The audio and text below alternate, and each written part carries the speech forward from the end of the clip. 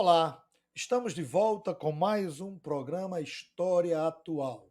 E, como nós falamos no início da semana, todos os dias até sexta-feira que antecede as eleições, ao segundo turno, nós iremos bater um papo com a liderança sindical, com algum político, alguém do movimento social, sobre o segundo turno das eleições. E hoje nós iremos conversar, bater um papo muito especial com uma das grandes lideranças do movimento sindical docente no Rio de Janeiro. Não saia daí. Em instantes estaremos de volta.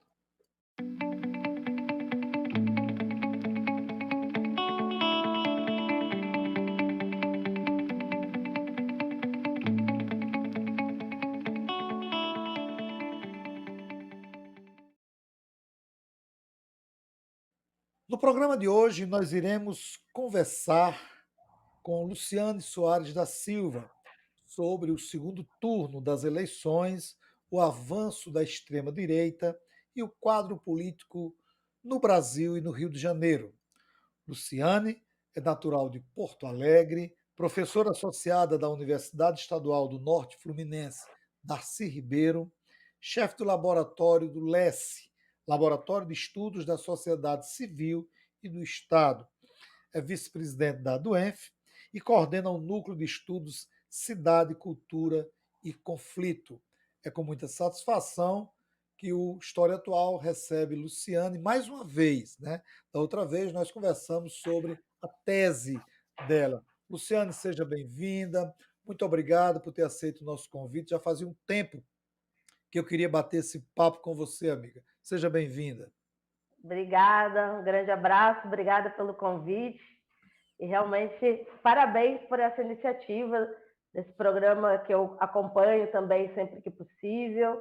Um beijo grande para vocês, todos os estados do Nordeste, em especial para você, Lemuel, por me trazer novamente. Sempre que eu posso, eu quero estar com vocês. Luciane, no primeiro turno, o presidente Bolsonaro atingiu o percentual de 43 a 43,5% dos votos. É um percentual muito alto para o representante da extrema-direita do Brasil. Como é que você avalia o resultado do primeiro turno das eleições? Bom, a gente tem um país dividido aí nas suas regiões. Eu acho importante a gente olhar esse mapa, principalmente para entender essa distribuição, né? Ele continuou mantendo a sua votação no sul do país, Paraná, Santa Catarina e Rio Grande do Sul, como na eleição passada. Eu acho que o Nordeste continuou também votando de uma forma muito semelhante à eleição anterior. Ele teve ainda algum desempenho ali no Norte, digno de nota, mas estados, né, como São Paulo e Rio de Janeiro, eles são a população, são estados com uma população realmente muito decisiva em alguns momentos, e esse é um desses momentos. Particularmente me preocupa aqui o Rio de Janeiro, né? Porque, por exemplo, o que eu já dizia no primeiro turno que já me preocupava? A Zona Oeste tem é a região mais populosa aqui do Rio de Janeiro, né? Quer dizer, o Rio de Janeiro ele não só tem uma capital muito inchada do ponto de vista da relação com o interior, são 92 municípios, como dentro da capital e a Baixada, você tem só em São Gonçalo 1 milhão, Rio de Janeiro, capital, 6 milhões, e desses 6 milhões, mais ou menos aí 4, um pouquinho menos de 4, ou 4 milhões mais ou menos de pessoas moram na Zona Oeste, que votou, que é declaradamente onde ele teve um bom desempenho. Isso desequilibra muito qualquer ideia, né? Eu não sei, se questionou muitos institutos de pesquisa, mas eu sempre achei que esse desempenho do Bolsonaro no Rio de Janeiro, nessas áreas, principalmente quando a gente olhou aqui o mapa do aumento da milícia, ou seja, regiões onde você tem uma obrigação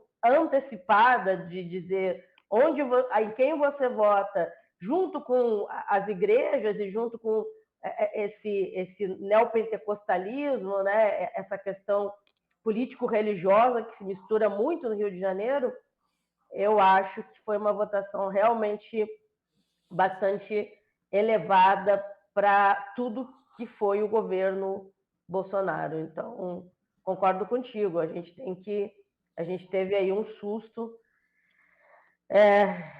e um susto ruim, eu diria, né?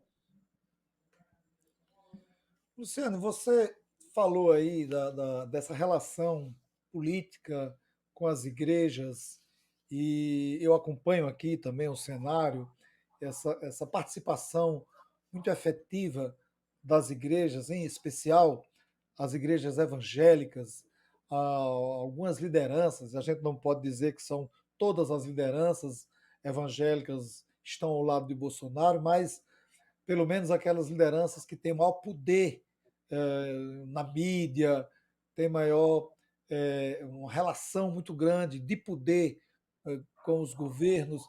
Essas lideranças têm demonstrado claramente o uso, a meu ver, indevido da fé, da crença, da sua igreja em defesa de Bolsonaro. Ah, como é aí no Rio de Janeiro essa relação entre fiéis, igreja ou igrejas, que aí eu também incluo setores da Igreja Católica, porque não são apenas evangélicos que têm essa postura conservadora. Como é que você avalia, como é que você vê aí no Rio de Janeiro, em especial aí na região que você mora, essa relação Bolsonaro, igrejas e os fiéis? Quais são os fiéis que sofrem a maior pressão aí no Rio de Janeiro? Então, essa questão do avanço do neopentecostalismo no Brasil, ela é um dado importante para a gente entender as eleições, né?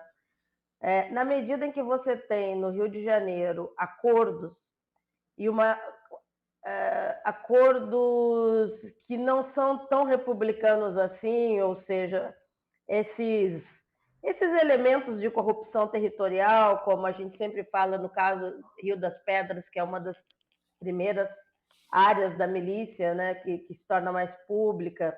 Ou seja, quando o Estado se retira e você deixa a cargo de líderes locais, que podem ser pastores, ex-policiais, empresários locais, quando você deixa a cargo de outros grupos políticos a resolução dos problemas do Estado, principalmente segurança, emprego, e a questão religiosa, para mim, ela é muito mais uma questão social do que espiritual. E o que eu quero dizer com isso? Uma série de pessoas que se encaixa nessa nova forma de religião dentro desses territórios periféricos são pessoas que refazem a vida a partir do espaço da igreja, são pessoas que passam a ter laços sociais dentro da igreja. Ou seja, elas são bombardeadas diariamente com fake news e, ao mesmo tempo, elas acham que a vida delas melhorou a partir do discurso meritocrático. Esse é um problema que a esquerda não resolveu nunca no governo do PT. E esse é um problema que a gente tem que enfrentar. Quando nós deixamos de trabalhar na base da sociedade, nas periferias, com o campesinato, aqui em campos, nos assentamentos, nos quilombos, quando nós deixamos esse espaço foi tomado com o discurso messiânico.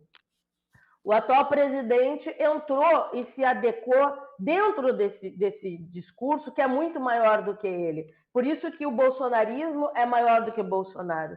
Porque a extrema-direita, se fosse isso, a gente não teria a extrema-direita avançando no mundo todo, especialmente o caso do trumpismo com o discurso supremacista branco.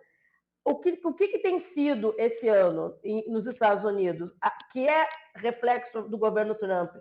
Os ataques em Buffalo, os ataques a latinos, não só os negros, não só uma questão contra negros, mas a latinos em geral, porque o discurso supremacista branco, a teoria da substituição, é que essas pessoas nascidas nos Estados Unidos, brancas, de olhos claros, vão perder os seus postos de emprego para latinos. Isso é muito complicado, mas isso também acontece na boca de muitos sulistas. A ideia contra os nordestinos também tem um pouco desse supremacismo branco. A ideia de você, ela é racial. E eu acho que no fim das contas, quando você tem uma visão maniqueísta de mundo, ou quando você lê a Bíblia de uma forma a incitar o ódio, de alguma forma você faz um discurso racial, porque você vai eleger alguém contra alguém. E o que nós estamos vivendo não é uma eleição comum, uma eleição na qual nós fazemos uma escolha. Nós estamos vivendo algo que se foi transformado para esses grupos no Rio num tipo de cruzada. Só, e um tipo de eleitos, né? Os eleitos, os cristãos que são eleitos contra os bárbaros, ou contra os selvagens, ou contra os comunistas. Todos os discursos que sempre existiram, porque o comunismo sempre é renovado, e é renovado seja na figura do macartismo, ou seja no quilombismo, ou seja contra o feminismo, enfim, esse tipo de discurso sempre encontra, quanto menos democracia, quanto menos igualdade, ele vai encontrar a sua plateia. Me encanta perceber como, encanta no sentido da pesquisa, porque no sentido social não me encanta nem um pouco, mas é impressionante você ver como um homem que trabalha terceirizado numa bicicleta no fim da tarde aqui na 28 em Campos, diz que vai votar 22 e alguém que já perdeu os seus direitos trabalhistas. Então, é como se essa escolha ela tem um elemento religioso, mas nós ainda estamos falando de ideologia. É importante não dizer que tudo é uma questão da religião no Rio de Janeiro, porque tem muita gente que não tem vinculação com nenhuma igreja e vota em pautas que são conservadoras. E isso não é só Brasil. Eu acho que a gente não pode analisar essas eleições sem olhar a Europa, sem olhar o Bannon e as suas campanhas de fake news, sem olhar os algoritmos, quer dizer, sem olhar que a eleição mudou.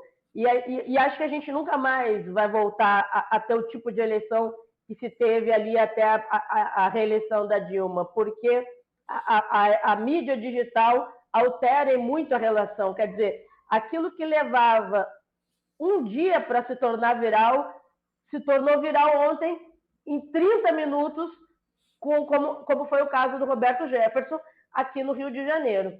Então, eu acho que quando nós diminuímos os espaços de democracia, quando nós não temos mais os espaços dos líderes de bairro, dos trabalhos de base nas favelas, nas periferias, porque eu não vou falar aqui da classe média, porque ela vota nessa pauta historicamente, mas aqueles que poderiam fazer conosco uma discussão mais à esquerda, mais revolucionária, sobre direitos trabalhistas, sobre aposentadoria, se fechou e não vota com o pastor por uma questão apenas religiosa, vota porque faz parte de uma comunidade. E essa comunidade é uma comunidade que cresce no Brasil, principalmente entre aqueles que nunca acessaram os direitos de cidadania, aqueles que nunca tiveram carteira de trabalho, o que no Rio de Janeiro é muito comum dentro das favelas. Pessoas que nunca tiveram um emprego formal aos 30, aos 40 anos.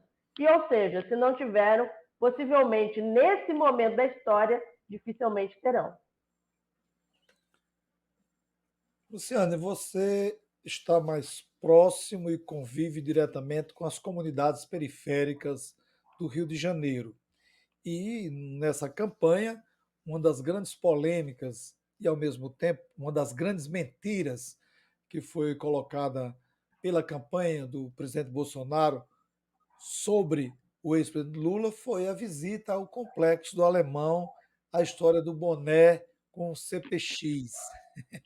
E é interessante como reina a má-fé e a ignorância quando as notícias se espalham. Aliás, as notícias não, as mentiras se espalham Brasil afora e Brasil adentro.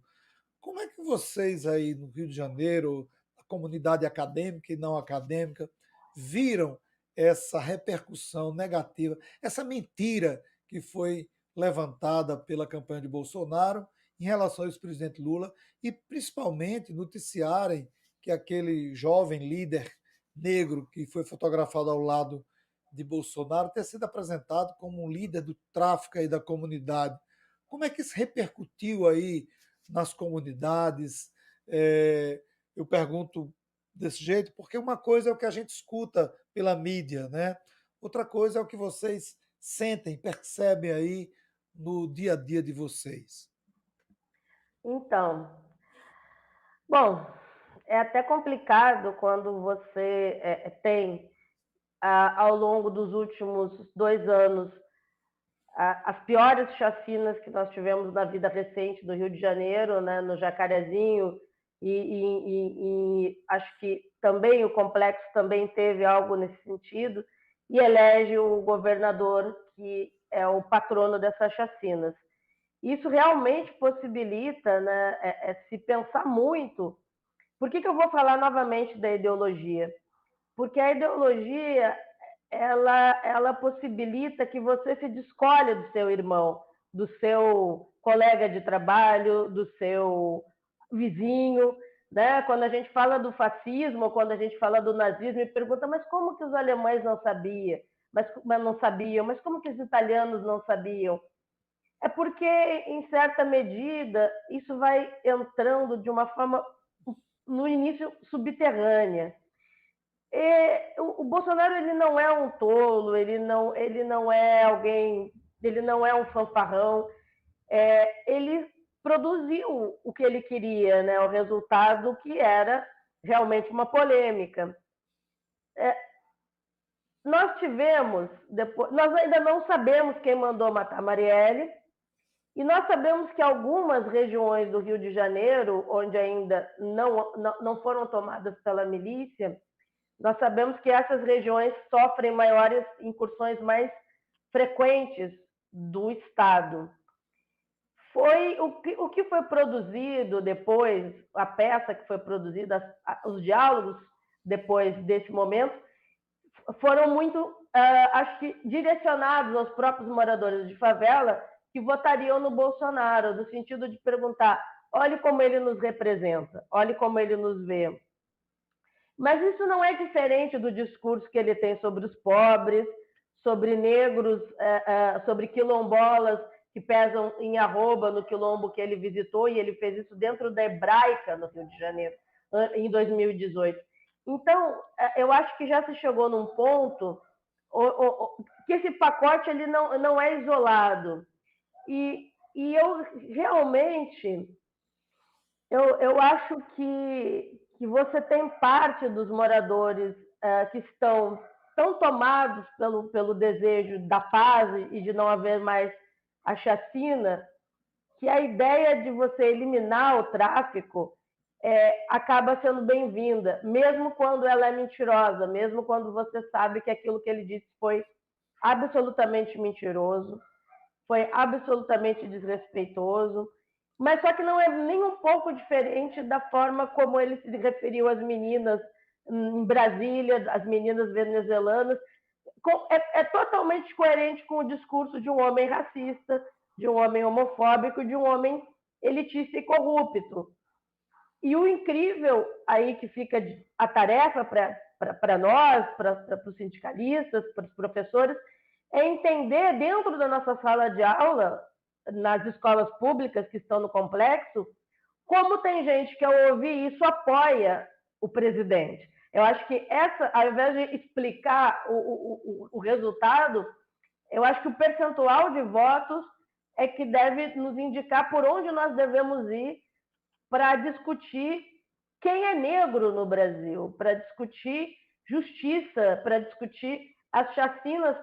O Cláudio Castro fez das chacinas um cartão de visita e se elegeu com aproximadamente 58% no primeiro turno, tendo como rival um candidato que tinha a pauta dos direitos humanos. Então, a quem interessa a pauta dos direitos humanos? Talvez não só o Bolsonaro seja conservador, talvez a gente tenha um trabalhador informal que mora nas favelas mais conservador também, nos costumes, contra gays, ah, ah, indo para a igreja neopentecostal sem querer falar sobre raça, porque não é uma questão, intolerante do ponto às religiões de matriz africana. Então é um debate muito profundo, Lemuel. É um debate muito profundo, porque é quando você vê uma discussão hegeliana, uma discussão de Marx sobre o lugar da ideologia e da consciência, para a gente não falar consciência de classe, pensar no Brasil raça e desigualdade, que é perceber que ele teve votos em regiões ou dominadas pelo tráfico ou dominadas pela milícia. É quando você perde, talvez, alguns parâmetros mínimos civilizatórios, que é o último texto que eu escrevi para o blog aqui do Pedlovski, que é o meu medo olhando algumas situações recentes. Se nós estamos atravessando a situação de Aparecida, você não precisa ser católico de forma alguma, mas os símbolos, a cultura, a obrigatoriedade de respeitar a cultura do outro é uma condição muito necessária ao processo civilizatório. Se a gente perder essa linha, a gente cai, e eu acho que muitos analistas têm feito as últimas, principalmente depois do que aconteceu ontem, e do uso das armas, e desse discurso pró-armamento, tem feito muito a discussão da barbárie. E o capital ajuda a impulsionar, porque é tão rebaixada a expectativa do morador de periferia que o auxílio de 600 para ele, reproduzindo o corpo dele para a existência, ele vota 22, porque ele rebaixou tanto a condição de cidadania e a condição de vida, e ele saiu da miséria para 600, então se está garantido 600, ele não quer arriscar nada. Então, isso é uma perspectiva absolutamente conservadora. E eu acho que é esse processo que a gente tem visto na periferia. Eu tenho evitado fazer o discurso da pauta moral, xingar o presidente, eu tenho falado apenas da questão econômica, principalmente com as mulheres, porque a pauta moral, ela pode ser moral para a gente, mas talvez para pessoas que vivem numa periferia e convivem com a morte, alguém dando tiro na Polícia Federal não surta o mesmo efeito, não produz nenhum tipo de escândalo moral. Então é importante que a gente saiba o que é pauta moral, para quem ela, onde ela se adequa e onde você tem que fazer um discurso muito concreto. Olha só, você não tem pensão, você tem 3 filhos e esse auxílio de 600 não vai resolver a sua vida. Não venda seu voto. Não troque seu voto por R$ 600.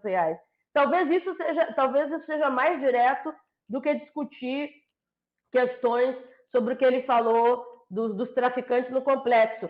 Não que não seja absolutamente importante, mas se chegou no nível de miséria no Brasil e de fome tão absurdo que eu perguntei a um amigo, ao Firmino, que é da Rocinha, fazendo uma pesquisa prévia, Firmino, como as pessoas estão encarando essa questão da retirada dos direitos, a carteira de trabalho? Ele falou, minha amiga, aqui se vive cada dia de uma vez.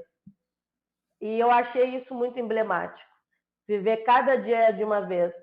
Eu acho que a gente tem que conversar a respeito disso. É verdade, é muito profunda a sua reflexão, Luciane, e você tem razão. Quando a gente coloca, prioriza a pauta moral, a gente fica se perguntando se realmente para quem nós estamos falando, para quem nós estamos enviando a mensagem, se essas pessoas, se essas famílias que nós estamos preocupados em mostrar a pauta moral, se isso realmente interessa para eles, ou, como você bem disse, não está mais preocupando a nós do que a eles. Antes de irmos para a próxima pergunta, eu quero pedir a você que entrou agora no canal e que ainda não é inscrito, para se inscrever, dar o seu like, compartilhar a nossa programação, coloca lá no grupo da família, do seu amigo, no grupo de trabalho e contribua para que a nossa programação, o nosso trabalho se fortaleça e chegue a mais pessoas. Aqui é um espaço democrático, você pode dar sua opinião, você pode fazer sua crítica, certo? Você pode dar sua sugestão. Aqui a gente não censura a sua opinião, claro, né? Desde que ela não seja uma crítica ofensiva, mas você fique muito tranquilo para dar a sua opinião. Luciano, o movimento sindical, as centrais e alguns sindicatos com perfil mais progressista decidiu nos últimos dias, nas últimas semanas, o apoio à candidatura do presidente Lula. E muitas pessoas, muitos colegas, professores e até de outras categorias têm criticado alguns sindicatos por assumir publicamente a candidatura de Lula. E a alegação vem sempre em cima da questão da autonomia. E quando a gente olha, por exemplo, para o Andes, que é o maior sindicato de professores da América Latina, que, ao lado de outros sindicatos, em parceria com várias centrais sindicais, decidiu pedir aos seus associados o voto em Lula. Você acha que esse apoio dos sindicatos e das centrais sindicais é um apoio pontual, deve ser pontual ou deve estar atrelado ao programa de governo do PT? Eu gostaria de saber sua opinião em relação a isso.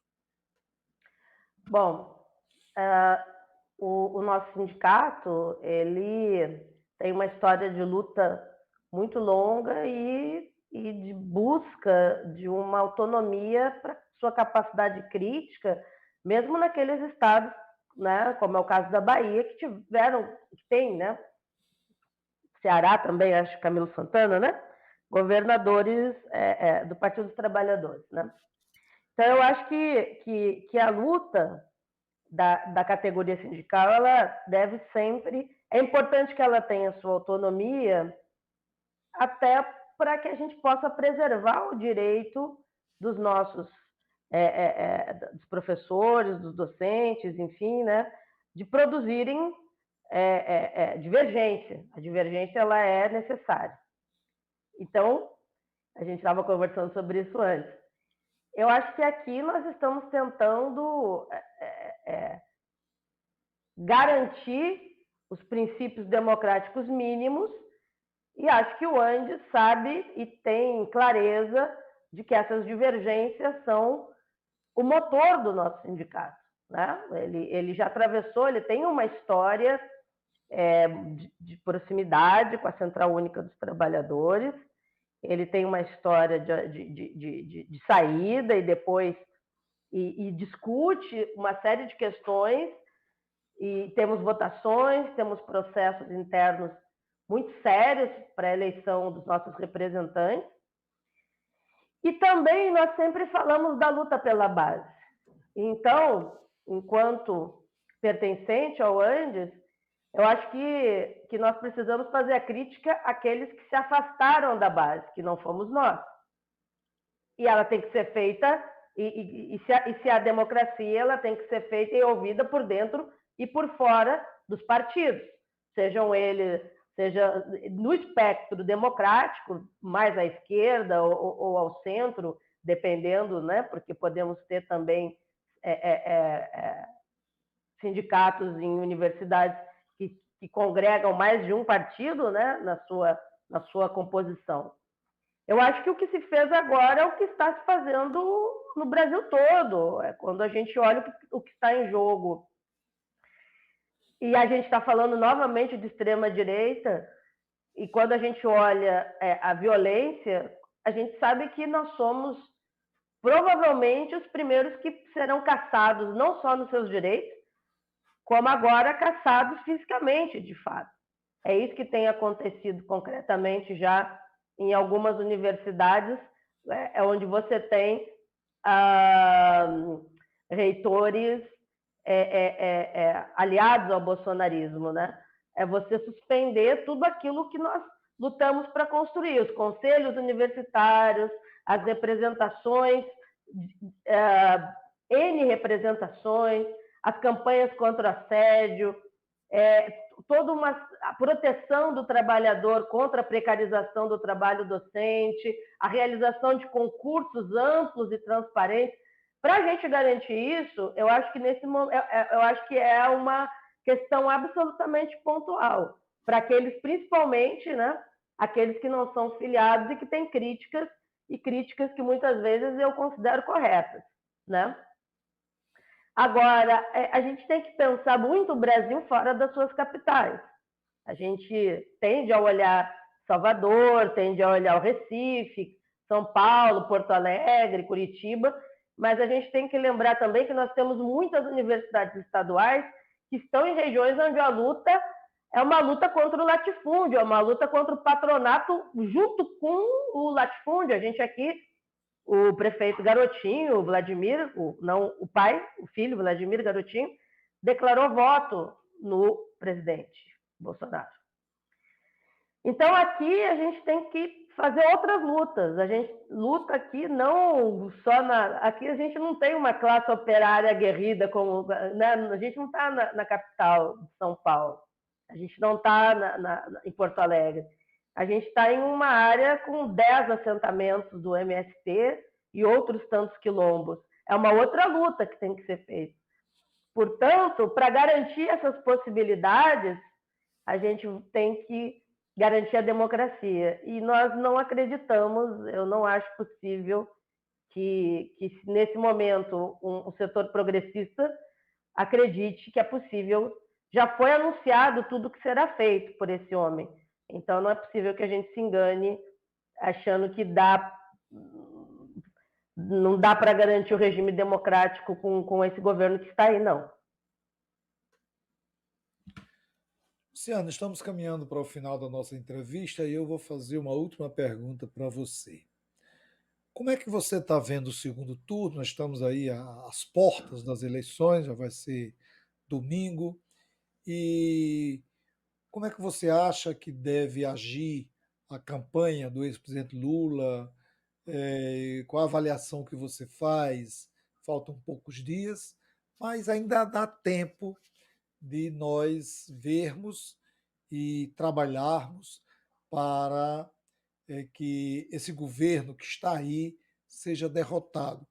Nesses últimos dias de campanha, qual a avaliação que você faz?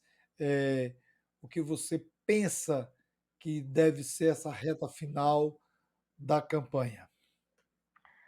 Eu tenho feito aqui, né, em Campos, principalmente, aquele trabalho cotidiano de ir às ruas conversar com a população.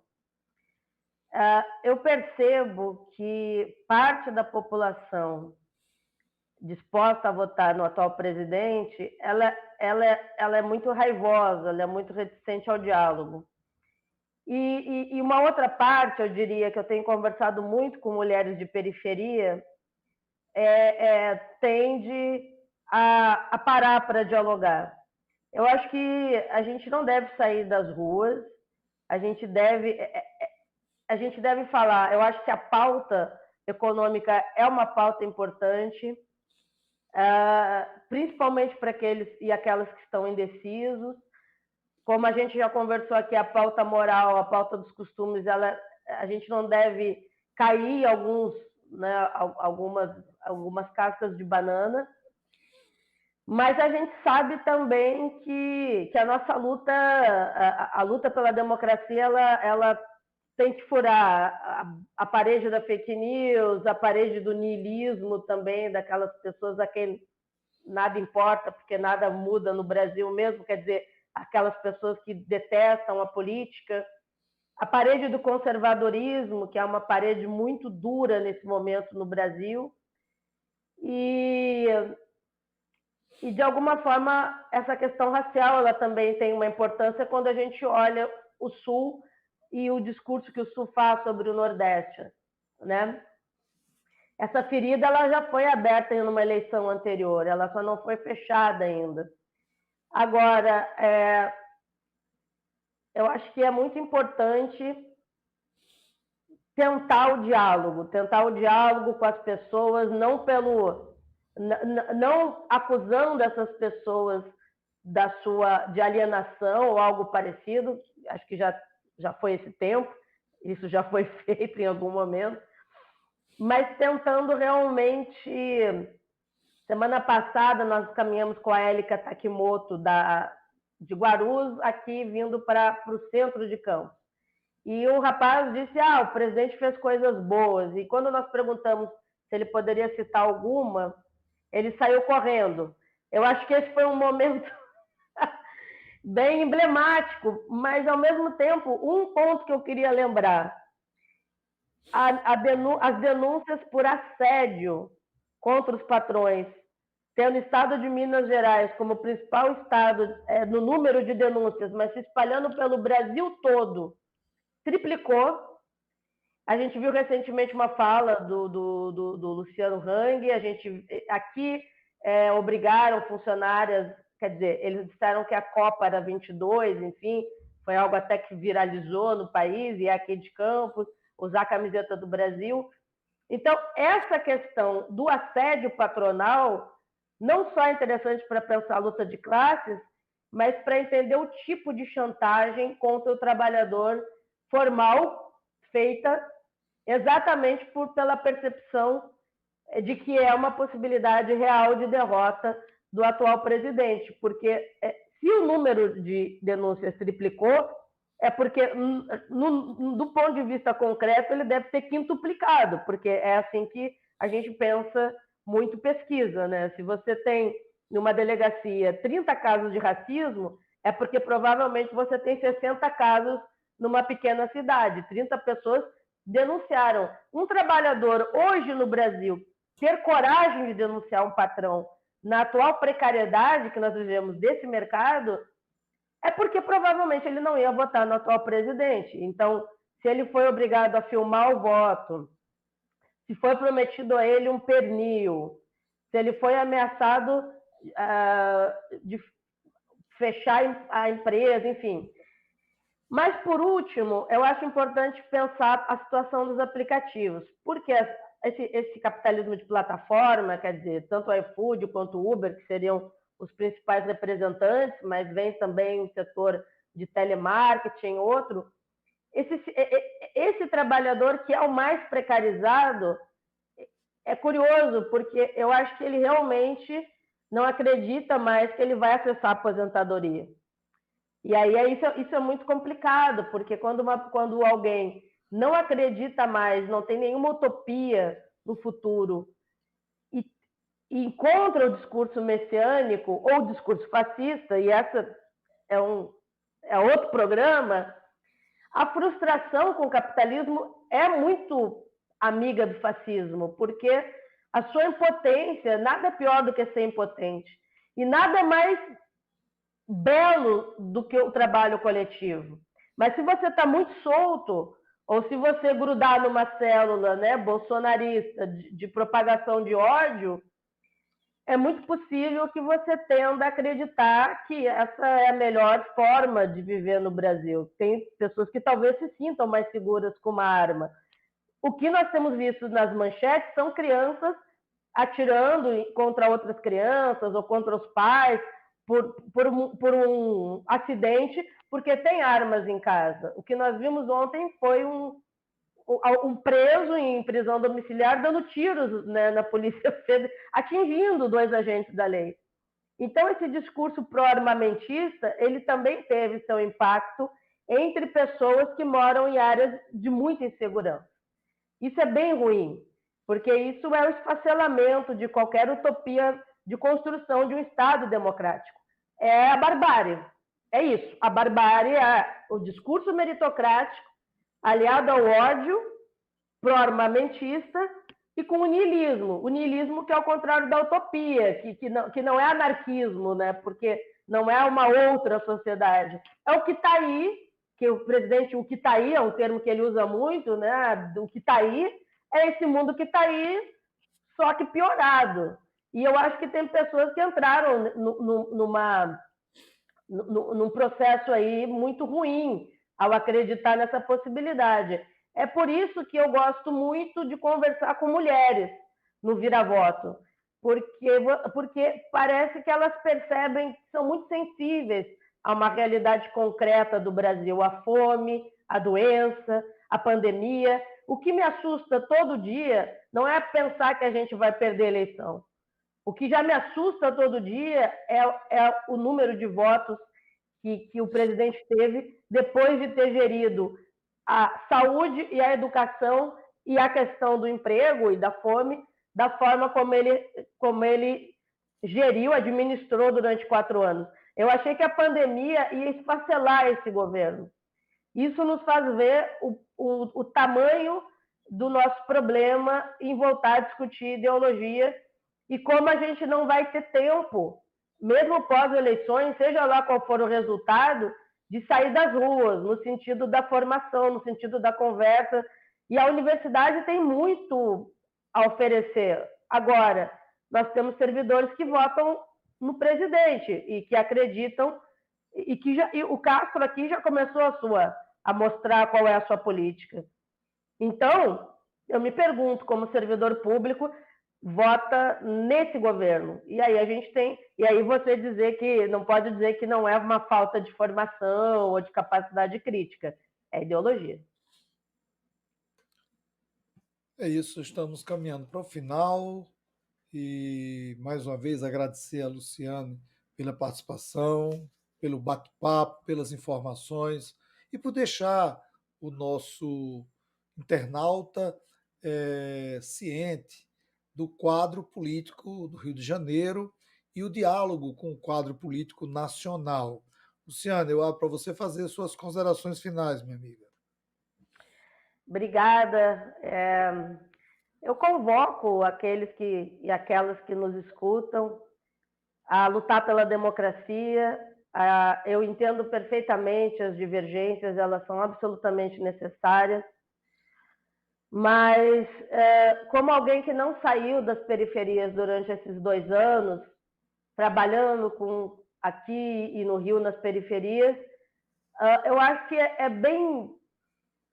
eu acho que nós temos que construir situações muito mais concretas de cidadania, com creches, com educação. Essa semana é o aniversário de Darcy Ribeiro, que é o fundador da universidade onde eu trabalho, aqui é o ENF. Então, a gente tem que retomar a discussão sobre os brisolões, a gente tem que retomar a memória das lutas do Brasil pela democracia, mas nós temos também que conseguir comunicar com pessoas que estão em situações de muita precariedade física a possibilidade dessa construção de uma democracia mais sólida. O que nós temos vivido desde 2016 é realmente um quadro muito preocupante do ponto de vista da nossa jovem redemocratização, né? Mas vamos, de qualquer forma, seguir em luta. Ninguém vai sair dessa luta, nem pode, né? Porque somos servidores públicos, mas eu espero para o nosso país melhores dias, dias de mais luz, dias de mais alegria, dias de mais saúde, dias de mais comida na mesa. Eu não preciso falar da picanha, mas eu preciso falar do agrião, do feijão. Vou falar do feijão contra o fuzil, que foi uma bela campanha que fizemos anos atrás, né? E que é isso. E as bibliotecas também contra o fuzil, porque armas matam. Então não serve para a nossa segurança. Nós temos o Estado que deve fazer isso. Se ele falha, não é por isso que nós devemos desistir da defesa da democracia. Porque a tirania é o que nós vemos aqui no Rio. A milícia, ela é a tirania, porque você não tem direito a um julgamento justo. O Estado também falha nisso, mas do Estado nós podemos cobrar algo. De um miliciano não há nada a ser cobrado, e ele não tem limite. Então eu quero agradecer muito e esperar pela minha volta aqui no programa para a gente fazer análise pós-eleições. É isso, Luciane, muito obrigado. E faltam 3 dias para as eleições, para o segundo turno. E eu peço a você que convença o seu vizinho, convença o seu amigo, que não deixe de votar. É importante, a gente não pode se abster da votação no momento desse. Não se trata apenas de exercer a cidadania, porque a cidadania não está resumida ao voto, é apenas uma das etapas do processo de formação. Cidadania é viver todos os dias e ter, como o Luciano falou, pelo menos o feijão no prato, né? E é isso que nós queremos. Nós queremos para todos os brasileiros e brasileiras o direito à alimentação. São mais de 33 milhões de irmãos e irmãs que perecem de fome no Brasil. E nós precisamos mudar esse quadro, mudar o quadro, rediscutir a política no Brasil, nos dá o direito de divergir, nos dá o direito de pensar diferente sem sofrermos nenhum tipo de ameaça. É esse o Brasil que nós estamos vivendo. E nós somos responsáveis. Cada um de nós é responsável pelo Brasil que queremos e que temos. Portanto, domingo é um dia importante para todos e todas. Não deixe de votar. Vá lá, dê o seu voto e reflita sobre o candidato que você vai depositar o seu voto. Espero que a gente tenha um resultado promissor e que a gente possa, a partir de janeiro, respirar novos ares, novos caminhos para o nosso Brasil. Quero agradecer mais uma vez a Luciane e a você que nos acompanha. Um forte abraço e até o nosso próximo programa.